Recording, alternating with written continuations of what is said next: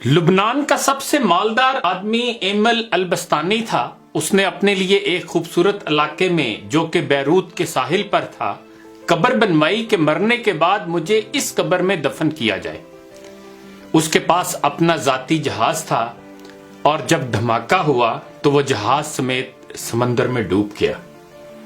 لاکھوں ڈالر خرچ کرنے کے بعد اس کے جہاز کا پتہ تو چل گیا لیکن لاش نہیں ملی جسے اس قبر میں دفن کیا جائے جو اس نے اپنے لیے بنوائی تھی۔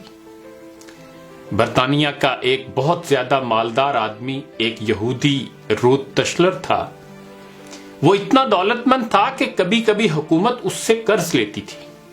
اس نے اپنے عظیم الشان محل میں ایک کمرہ اپنی دولت رکھنے کے لیے مختص کیا تھا جو کہ ہر وقت سیم و زر سے بھرا رہتا تھا۔ ایک دفعہ وہ اس کمرے میں داخل ہوا اور غلطی سے دروازہ بند ہو گیا۔ دروازہ صرف باہر سے کھل سکتا تھا، اندر سے نہیں۔ اس نے زور زور سے چیخو پکار شروع کی لیکن محل بڑا ہونے کی وجہ سے کوئی اس کی آواز نہ سن سکا۔ اس کی عادت تھی کہ وہ کبھی کبھی بغیر کسی کو بتائے کئی ہفتے گھر سے غائب رہتا تھا۔ جب وہ کسی کو نظر نہ آیا تو گھر والوں نے سوچا کہ حسب عادت کہیں چلا گیا ہوگا۔ وہ برابر چیختا رہا یہاں تک کہ اسے سخت بھوک اور پیاس لگی۔ اس نے اپنی انگلی کو زخمی کیا اور کمرے کی دیوار پر لکھا، دنیا کا سب سے مالدار آدمی بھوک اور پیاس سے مر رہا ہے۔ اس کی لاش کئی ہفتے بعد دریافت ہوئی۔ یہ پیغام ہے ان لوگوں کے لیے جو سمجھتے ہیں کہ مال و دولت ہی ہر مشکل کا حل ہے اور دنیا کی ہر ضرورت اس سے پوری کی جا سکتی ہے۔ دنیا سے جانا ایک بڑا حادثہ ہے لیکن ہم نہیں جانتے کہ کب، کیسے اور کہاں جانا ہے۔ انسان سفر پر جاتا ہے اور پھر واپس آتا ہے، گھر سے باہر جاتا ہے اور پھر لوٹ آتا ہے، لیکن جب دم نکل جائے تو پھر کوئی لوٹ نہیں سکتا۔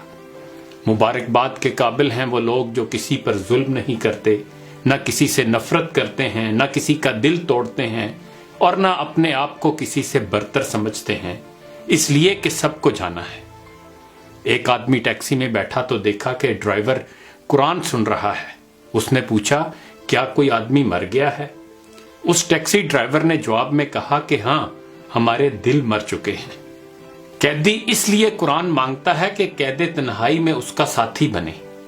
مریض ہسپتال میں اس لیے قرآن مانگتا ہے تاکہ اللہ اس کے مرض کو دور کرے، اور مردہ قبر میں تمنا کرے گا کاش میں قرآن پڑھتا تو آج قرآن قبر میں میرا غم خوار ہوتا۔ آج نہ ہم قیدی ہیں، نہ مریض ہیں اور نہ مرے ہوئے ہیں کہ قبر میں قرآن کی تمنا کریں۔ قرآن آج ہمارے ہاتھوں میں ہے، آنکھوں کے سامنے ہے، تو کیا ہمیں اس بات کا انتظار ہے کہ ہم ان مصیبتوں میں سے کسی ایک مصیبت میں گرفتار ہو جائیں اور پھر قرآن کو طلب کریں؟ ابھی وقت ہے۔